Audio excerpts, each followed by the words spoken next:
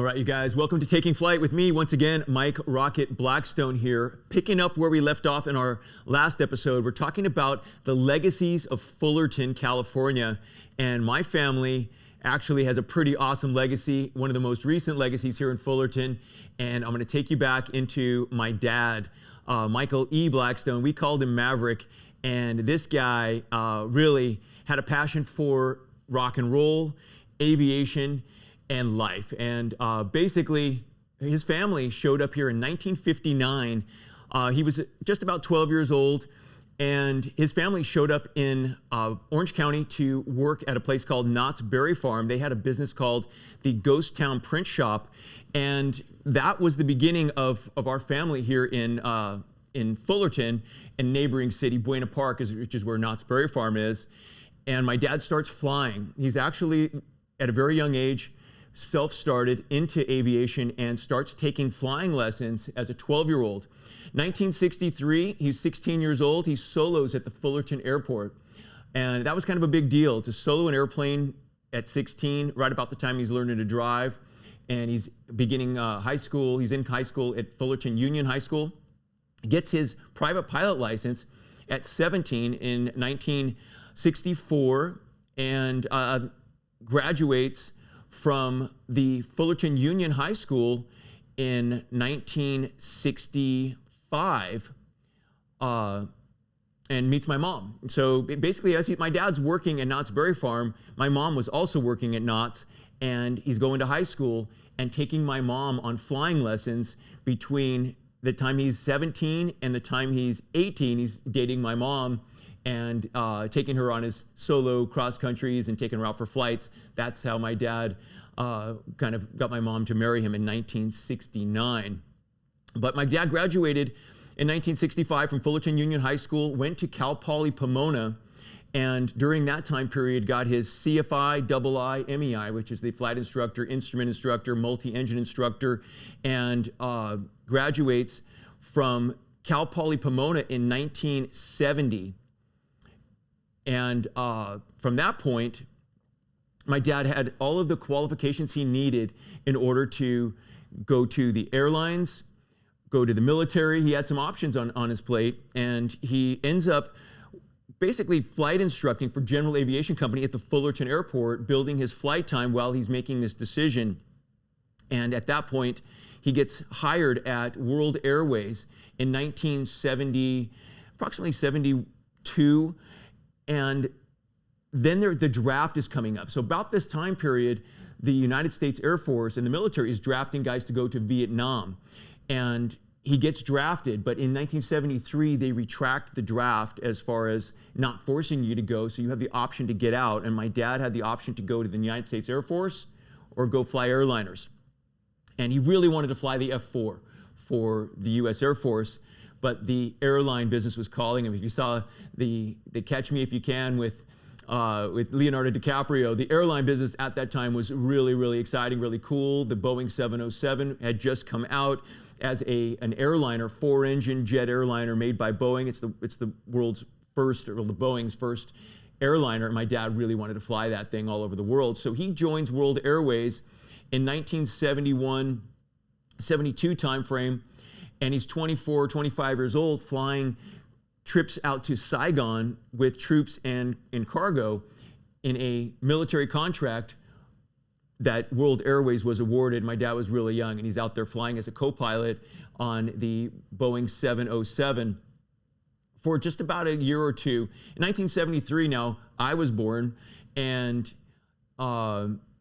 my dad decides he wants to go to Air California. Air California, it was one of the very first Orange County airlines, and it was based at the SNA, Orange County Airport. It was originally called Air California. It later became Air Cal, and Air Cal eventually was bought by American Airlines in 1987. But my dad worked there for quite a few years and became a very, very young captain at Air Cal. He was 29 years old when he became a captain flying the Boeing 737-200 series, I believe they were at the time.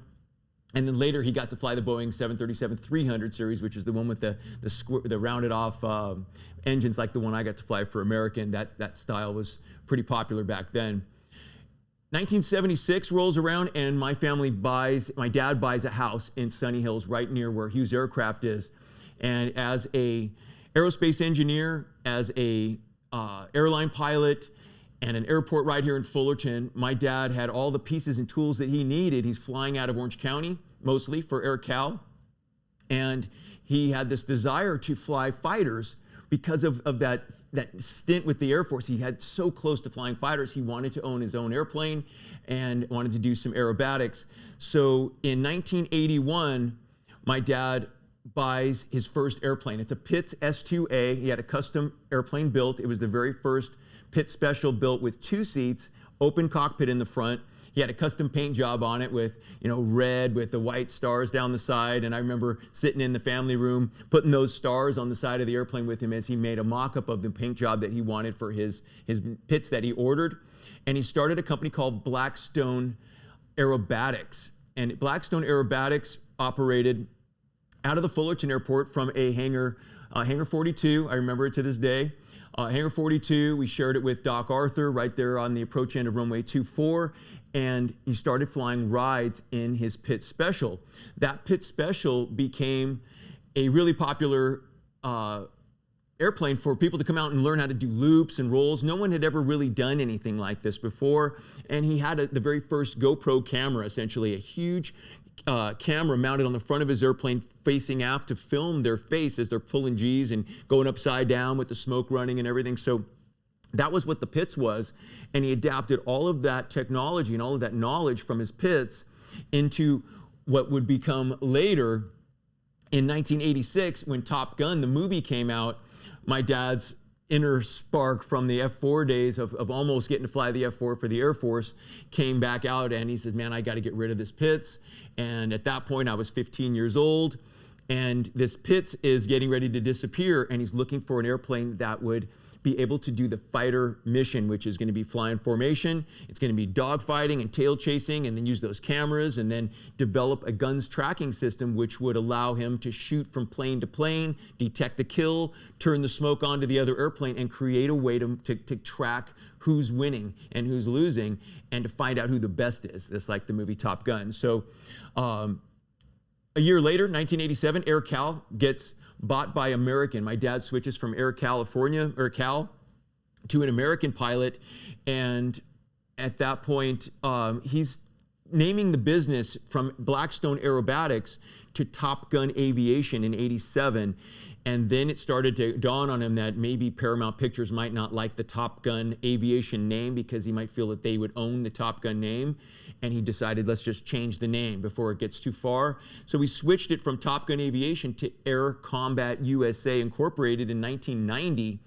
And pushing forward from here, we'll take you all the way into the deep history of Air Combat USA. So I just wanted to get you up to speed with how my family arrived on scene here in Orange County, how I came into the picture as a little kid hanging around Fullerton and with my dad at the Fullerton Airport, built his aerobatic business, Blackstone Aerobatics, and then started Air Combat USA. In the next episode, I'll take you into the full history of Air Combat USA from when it really got going in 1990, how I got introduced to the business and started flying for my dad at that point, and then where it is today. So I think we're in for a nice little wild ride here. I think you're gonna have a good time. If you're enjoying the show, please click the subscribe button, hit the like button, and remember you're watching Taking Flight with me, Mike Rocket Blackstone. We'll see you in the next episode.